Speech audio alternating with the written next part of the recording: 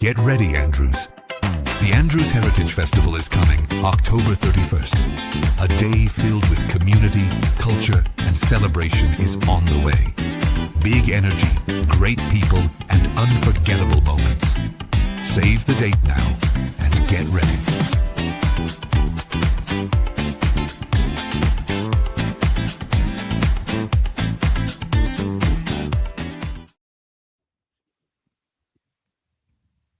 Right. Good evening, everyone, and thank you all for joining us again.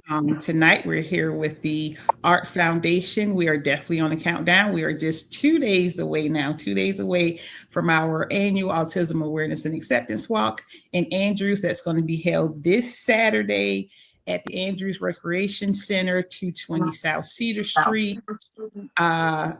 From 9 until 12 p.m. on Saturday. And tonight we wanted to share again with you some additional resources and providers who will be out at the walk. And so I am now going to turn it over to Miss Chastity Charles, and she will introduce you to some of our providers. Yes, good evening, and thank you, Drea. Thank you for all the work that you continue to do to help us bring awareness and amplify voices as we prepare for homecoming. So, I am Chastity Charles, and I have the privilege of being a board member on the Art Foundation, and I am excited to help the vendors who will be participating amplify their voices. So, happy Autism Awareness Month, everyone. And I really look forward to learning more and then having the privilege of meeting everyone in person in a matter of hours at this point. So, as Drea mentioned, as we prepare for our annual Autism Walk, a huge part about this event is how we bring together that village, that community to ensure that everyone in the area is just aware of the vendors and the lifeline that you can have. I think as I've participated and learned so much about autism awareness over the last several years, knowing that you are not alone and knowing what resources may be available to you is so key to our caregivers as well as any of our parents and families that are connected to autism. So today we'll start with Miss Becky Large. Welcome, Miss Becky. Thank you for joining us today. Why don't you tell us more about your organization, the people that it serves, and why this walk is so important to your organization? So I'm founder and executive director of Champion Autism Network. And the thing that kind of separates Champion Autism Network from other organizations that serve the people with autism is that we serve the family unit. And autism can be very isolating, as people who probably are attending this walk or supporting our people know and understand, where we don't want to leave the house then because the tantrums and meltdowns are met with stares and judgment and rude comments. So we curate events, we have sensory friendly events, and we have public awareness campaigns to educate the public, because we're inviting our families to come out and play. And if you're going to do that, the public at large needs to know who's going to be there and how to treat them. So, and we educate the hospitality industry as well on the needs and accommodations of our families, whether it's a meal out, a movie, maybe bowling, or even a vacation.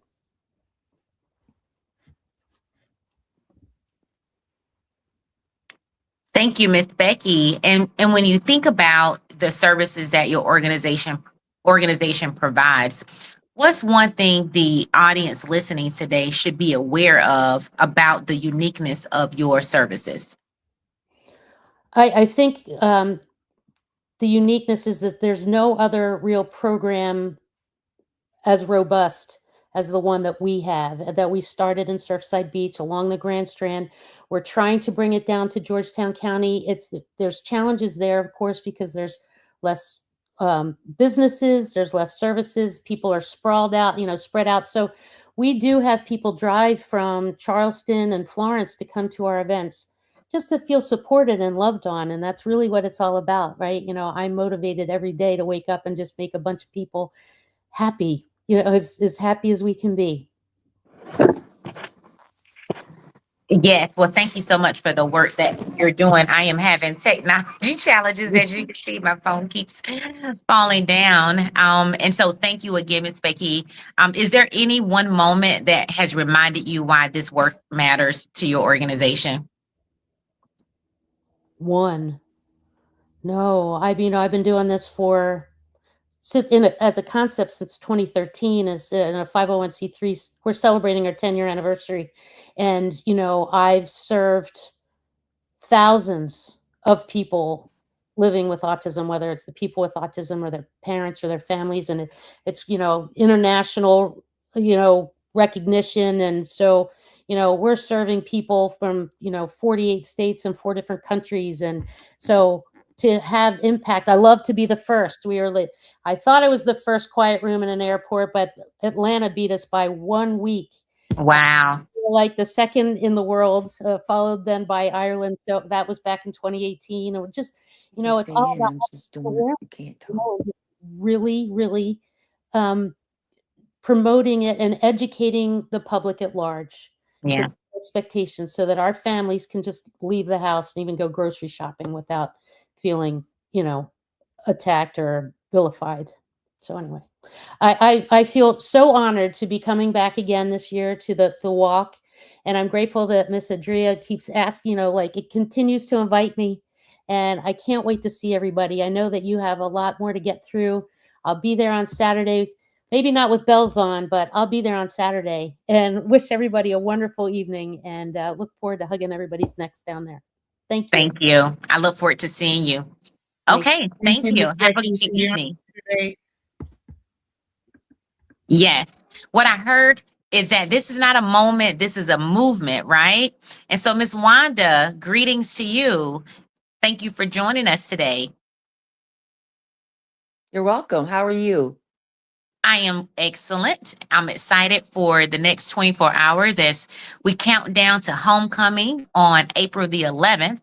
Why don't you tell us a little bit more about your organization and the services that it provides, Miss Wanda? Certainly. I work with the South Carolina Department of Vocational Rehabilitation, and we do a lot of wonderful things for individuals with disabilities in terms of helping them to go to work. Or school. So we have a group of counselors throughout the South Carolina, throughout the state of South Carolina, that are actually inside of our high schools. So they work with students with autism, with learning disabilities, um, any type of impairment that's labeled a disability.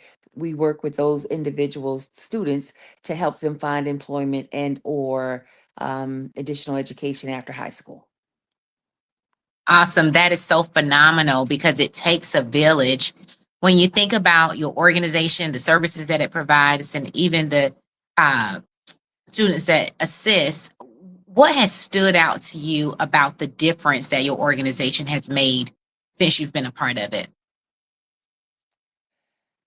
Probably the biggest thing that stands out to me is that each person with a disability has the ability to go out and work competitively in our community, and Mhm. they are wonderful, conscientious, hard workers, and it makes me smile every time I think about the services that we offer in terms of helping them to further their career. Absolutely. Neurodivergence and being inclusive in our work environment is so critical to Mhm. society. I would love to just hear more about what got you started in this work and why it's so critical to you. Interestingly enough, I have two grandsons. One is neurodivergent and the other one is not. But long before I ever heard of vocational rehabilitation, they were a part of my life. And everything that I know or everything that I learned about autism, my grandson Landon actually taught me. And so he was diagnosed at 4 years old, and a lot of resources were offered to us, and through spending time with him, raising him, I learned a whole lot about kids that are neurodivergent.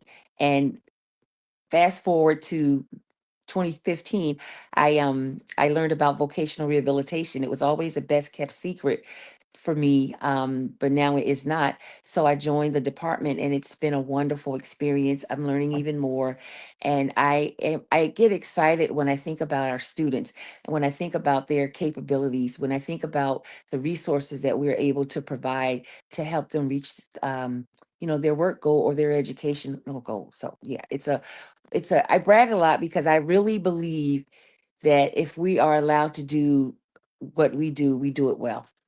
Yeah, absolutely. It is so great to see how your purpose, right, starting with your own grandchildren, has aligned with Mhm. your passion. And now it's aligning with your pay, and you're just making a big difference. So I'm so excited for you to continue to create awareness and to see you this weekend at the walk as well. When I think about what you've shared and the difference that you've made both in your personal life and your professional life, for anyone listening today, what's one piece of information that you would want to leave them with that you think will be valuable?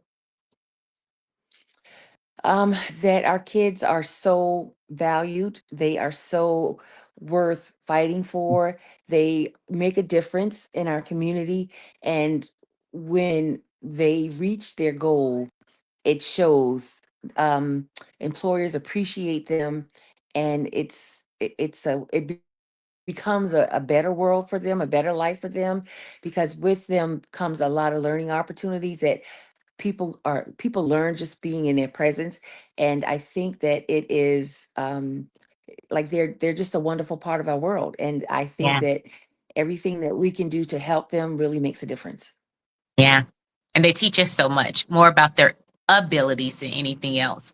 Well, Wanda, I have thoroughly enjoyed learning more about you, your organization, and I know that anyone that encounters you at the event on Saturday is going to walk away with a lot more tools in their tool I'm belt. sorry. So I look A forward little to technical difficulty, but I'm here. Yeah, I look forward to seeing you. We all improvise, and I think anyone connected to the autism community have learned to improvise on the fly pretty quickly, right? It's a part of how we navigate. And I love the flyer that Jamal has there where, April is Autism Awareness Month, but this is year round. And I just really appreciate you all participating and helping us create Mhm. a more inclusive environment. Drea, I'm going to pass it to you just to ensure I have done my job for today and allow you to get everyone hyped up for our homecoming event. Yes, well, thank you, Mrs. Charles, for your time, and Miss Wanda. And I just wanted to share that with Miss Wanda, the work she does is so meaningful and impactful, because not only does her team work with the transitioning population, so youth who are in high school, they also continue to follow them after high school. So she worked with them, young adults, as well as older adults. So there's so many valuable services offered by South Carolina Vocational Rehabilitation. So you definitely don't only, need a diagnosis of autism, but any type of diagnosis or disability, or it could be an injury. And, like I said, they provide very valuable services throughout the state of South Carolina. So definitely looking forward to you being out on Saturday, Miss Wanda, to be out with us. And again, thank you, Miss Charles. Thank everyone for their time on tonight. I did want to mention that Kids in Development, Miss Hope Smith, she was unfortunately unable to join us, as well as Mr. Eric Morton. He was unable to join us tonight as well, but the both of them will be out on Saturday with their organizations to answer any questions in person that you may have. So again, I am super, super excited about Saturday. I'm looking forward to seeing all the beautiful faces. Saturday morning, the weather is supposed to be great. We have lots of fun activities for the kids and the adults.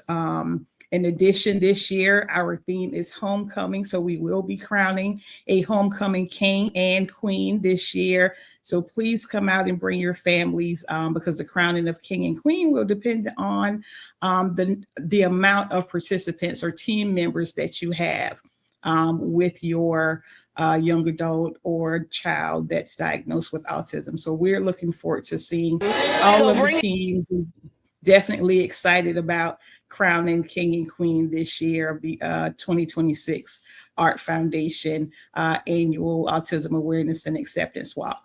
So we look forward to seeing you all on Saturday. Thanks, everyone. Thank you.